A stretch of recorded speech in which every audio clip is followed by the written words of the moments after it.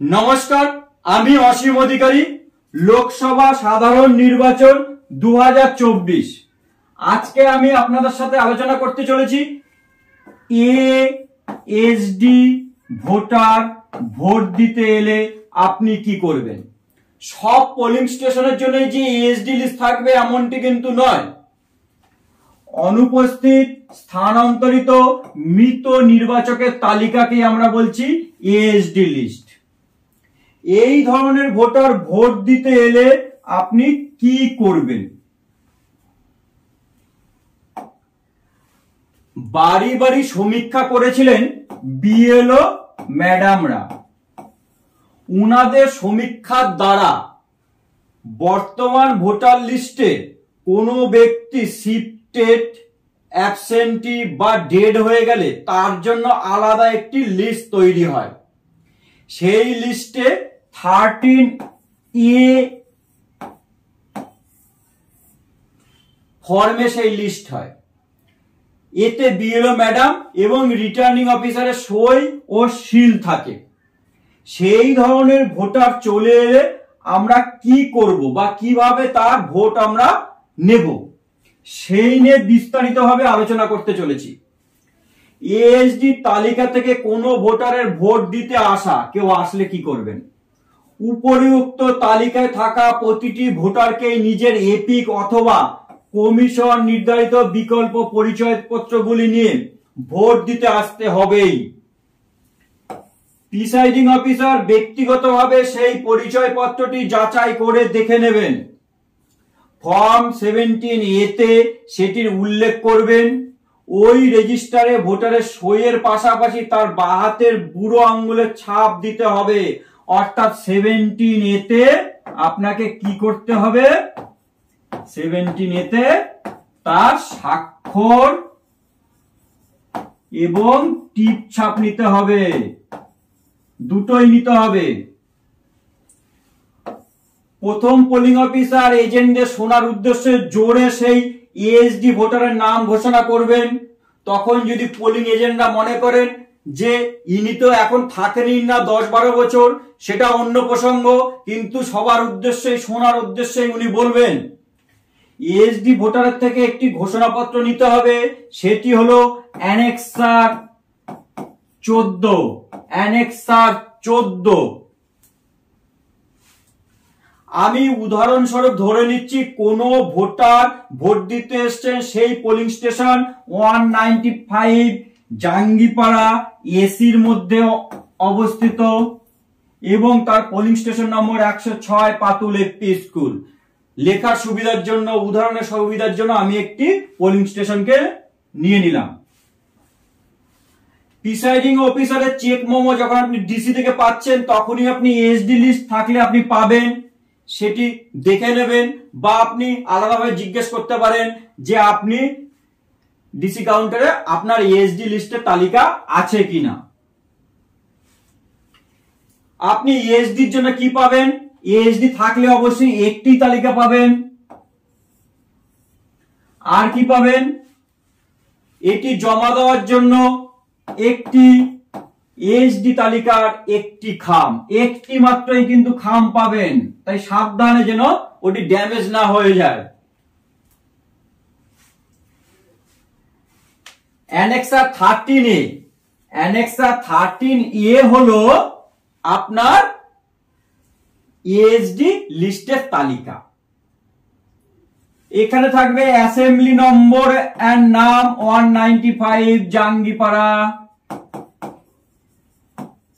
এখানে থাকবে polling station, part number আর নাম 106 পাতুল এফপি স্কুল, রুম 1। উদাহরণস্বরূপ দুজন আমি ভোটারের নাম ধরে নিলাম। 101 রয়েছে রামদাস বাবা রবীন দাস, বয়স 45, অ্যাবসেন্টি ভোটার। 214 নম্বরে মনোজ মন্ডল বাবা রাজু মন্ডল, এজ 52, শিফটেড ব্যক্তি। বাদিকে পাবেন এই লিস্টে বিএলও ম্যাডামের সই, ডান দিকে আরো স্যারের সই বা ম্যাডামের সই এবং স্টাম্প বা সিল। এইবার একটা বলি, এই যে 13A এটি তো আপনি সেখানে পেয়ে গেলেন। এবার এটির সঙ্গে আপনি কি করবেন? এই 13 এই যে দুজন নামের সিরিয়াল নম্বরের ব্যক্তি রয়েছে, ফার্স্ট পোলিং অফিসার, অবশ্যই এই ব্যক্তিদের নাম ধরে ভোটার লিস্টে ওই সিরিয়াল নম্বরে পেন্সিলে আপনার মতো একটু সাংকেতিক চিহ্ন দিয়ে রাখুন, যাতে ভোটার এলে ভোটার লিস্ট নিয়ে আপনি কাজ করছেন তখন চোখে পড়লে আপনার জন্য মনে পড়ে যায়, আরে ইনি তো এএসডি লিস্টে রয়েছেন। এবার দেখুন, এই ধরনের ভোটার এলে আপনাকে কি করতে হচ্ছে, অ্যানেক্সার 14 ফিল আপ করতে হচ্ছে। এইখানে একটা জিনিস আপনাদেরকে বলি, অ্যানেক্সার 14 আছে, আর একটা কথা আছে আমরা জানি ফর্ম 14। এই ফর্ম 14 কিন্তু চ্যালেঞ্জ ভোটের জন্য ব্যবহার হয়, চ্যালেঞ্জ ভোটের ক্ষেত্রে ব্যবহার হয়। আমারও দুটোর মধ্যে মাঝে মধ্যে ভুল বোঝাবুঝি হতো। ফর্ম 14 হচ্ছে চ্যালেঞ্জ ভোটের জন্য, আর অ্যানেক্সার 14 হচ্ছে এএসডি ভোটের ডিক্লারেশন। চ্যালেঞ্জ ভোটের ফর্মের ক্ষেত্রে কি থাকে, এইটা হলো ফর্ম নম্বর 14। এখানে কি থাকে, serial number entry, name of voter, ভোটারের পার্ট নম্বর, ভোটারের পার্টের সিরিয়াল নম্বর, আর কোন ব্যক্তি চ্যালেঞ্জ করছেন, কোন এজেন্ট, সেই এজেন্টের সিগনেচার, ফুল সিগনেচার। ঠিক আছে, যিনি চ্যালেঞ্জ করছেন ওনার address, name of identifier, name of challenger if any, আর আপনি কি সিদ্ধান্ত এলেন সেটা আপনি আপনার এখানে লিখছেন। আর এখানে লাস্টে 10 নম্বর কি থাকছে, signature of Challenger on receiving refund or deposit, যে 2 টাকা কেটেছিলেন সেটা তাকে ফেরত দেওয়া হলো না আপনি বাজেয়াপ্ত করলেন, তার তথ্য। এটাই হলো ফর্ম 14। অবশ্যই এটাকে একটু খেয়াল রাখবেন, অ্যানেক্সার 14 ফিল আপ করতে হবে। কোনো ভোটার এসছে, মনে করুন ওখানে নামের লিস্টের প্রথম যিনি ছিলেন 101 সিরিয়াল নম্বরের রাজু দাস, উনি এসছেন। আমি কি করব, প্রথমে এখানে আমরা কোন বছর ভোটার লিস্ট নিয়ে আমরা কাজ করছি, 2024, সেটা আমাদের এখানে কবে প্রকাশিত হয়েছিল, 22/1/2024। কোন কনস্টিটিউয়েন্সি, 195 জাঙ্গিপাড়া। কোন পার্ট নম্বরে উনি রয়েছেন, সেটি হচ্ছে 106 পাতুলের পি স্কুল, 106 লিখে দিলাম। কত নম্বর সিরিয়ালে রয়েছে, 101 সিরিয়াল নম্বরে রয়েছে। উনি এবার কি করবেন, এখানে ওনার সই করবেন, সই করতে পারলে উনি কিন্তু এখানে সই করবেন এবং এখানে পুরো নাম লিখতে হবে। আর প্রিসাইডিং হিসেবে আপনি কি করছেন, আপনি এখানে সংশয়পত্র দিচ্ছেন যে উপরে উল্লেখিত নামধারী নির্বাচক আমার সামনে উপরোক্ত ঘোষণা করেছেন এবং সেটিতে স্বাক্ষর করেছেন বলে আপনি সই করলেন, ডিস্ট্রিবিউশন মার্ক দিলেন, নাম্বার এবং নেম লিখলেন পোলিং স্টেশনের। এবার ওই ভোটারের জন্য ফর্ম 17A তে কি করবেন, মানে রেজিস্টার অফ ভোটার। আপনি কি করছেন, ওই ভোটারের সিরিয়াল নম্বর লিখলেন 101, ভোটার কি দিয়ে ভোট দিয়েছে, এপিক দিয়ে। এইবার এখানে যে সিগনেচারের জায়গা, এইখানে আপনাকে কি করতে হবে, সিগনেচার করাতে হবে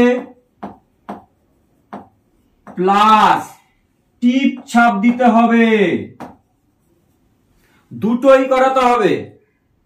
এবার মনে প্রশ্নই জাগতে পারে, যদি ভোটার সিগনেচার না করতে পারে, যদি না করতে পারে তাহলে সেক্ষেত্রে কি করবেন, সেক্ষেত্রে শুধু টিপি নেবেন। অবশ্যই রিমার্কসের ঘরে লিখবেন এএসডি ভোটার, এএসডি ভোটার। এবার দেখুন, এটা হলো স্পেশাল বুকলেট। স্পেশাল বুকলেটে 12 পয়েন্টের উপরে তৈরি স্পেশাল বুকলেট বা স্টিচ বুকলেট। এখান থেকে আপনি কোনো পাতা ছিঁড়তে পারছেন না। এখানে এএসডি ভোটারের জন্য সার্টিফিকেটের একটি পাতা আছে লাস্টের দিক থেকে 5 নম্বরে, লাস্টের দিক থেকে 5 নম্বরে পাবেন এএসডি ভোটারের সার্টিফিকেটের পাতা। এই পাতাতে আপনাকে আপনার পোলিং স্টেশনের এএসডি যে ভোটার ছিল তার ডিটেলস লিখতে হবে। এরকমই আরেকটি পাবেন আপনি, এটা ছিল স্টিচ বুকলেট। এরকম পারফোরেটেড বুকলেট পাবেন, সেই পারফোরেটেড বুকলেটের সার্টিফিকেট কপিটা আপনার যেখানে রয়েছে সেখান থেকে ছিঁড়ে নেবেন, ছিঁড়ে নিয়ে ফিল আপ করবেন। তাহলে আপনাকে দুটো ফিল আপ করতে হচ্ছে সার্টিফিকেট কপি। কি আছে সার্টিফিকেট কপিতে?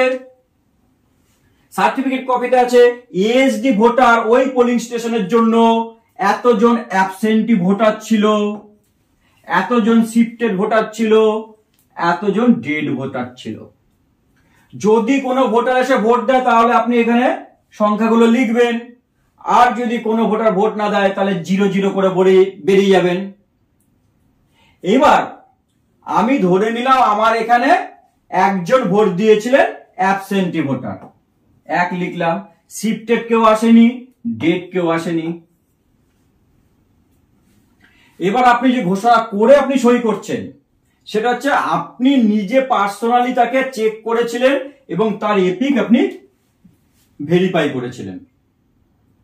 17A তে যথাযথ রিমার্কসে লিখেছিলেন ইএসডি এবং 17A তে তাকে টিপ ছাপ সহ সিগনেচার করিয়েছিলেন এবং ওই ভোটে যখন এসেছিল ভিডিওগ্রাফার থাকলে তার ভিডিও করেছেন এবং স্টিল ছবি নিয়েছেন বলে আপনি ডিস্ট্রিবিউশন মার্ক লাগাচ্ছেন এবং সই করছেন। এইবার খেয়াল করুন আপনার এই রিপোর্ট যাবে কোথায়? আপনার রিপোর্ট যাবে 4th packet yellow packet, 4th packet yellow packet. এখানে আপনার কি কি যাবে খেয়াল করুন। 4th প্যাকেট ইয়েলো প্যাকেট, ঠিক। এর মধ্যে আপনার যাচ্ছে ইএসডি লিস্ট থাকলে ইএসডি লিস্ট প্লাস আপনার annexure 14 plus certified copy of SD, certified SD. ছোট এনভেলপে আপনি সেটাকে ভরে এর মধ্যে ভরে দিচ্ছেন। এই 3টে জিনিস কিন্তু আপনার এর সঙ্গে যাচ্ছে। এবার খেয়াল করুন যদি কোনো ভোটার না থাকে তাহলে তো আপনি এসডি লিস্ট পাচ্ছেনই না, সেক্ষেত্রে তো আপনার এসডি লিস্ট পাচ্ছেন না, দেওয়ার দরকার নেই। কিন্তু ওই খামের মধ্যে আপনি কি করবেন, অ্যানেক্সার 14 কেটে দিয়ে বা নীল লিখে সই করবেন আর সার্টিফাইড এসডি কপি কেটে দিয়ে বা নীল লিখে সই করে 4th প্যাকেটে রেখে দেবেন। আর স্টিচ বুকলেটে যেটা থাকছে সেটা স্টিচ বুকলেটে আপনাকে হাতে হাতে জমা দিতে হচ্ছে। এই হলো বিস্তারিত বর্ণনা। কোনো ইএসডি ভোটার এসে যদি আপনার ওখানে ভোট দেয় তাহলে সবাই ভালো থাকবেন, সুষ্ঠুভাবে ভোট করে বাড়ি ফিরুন, এইটুকু প্রত্যাশা রাখি। নমস্কার, ধন্যবাদ।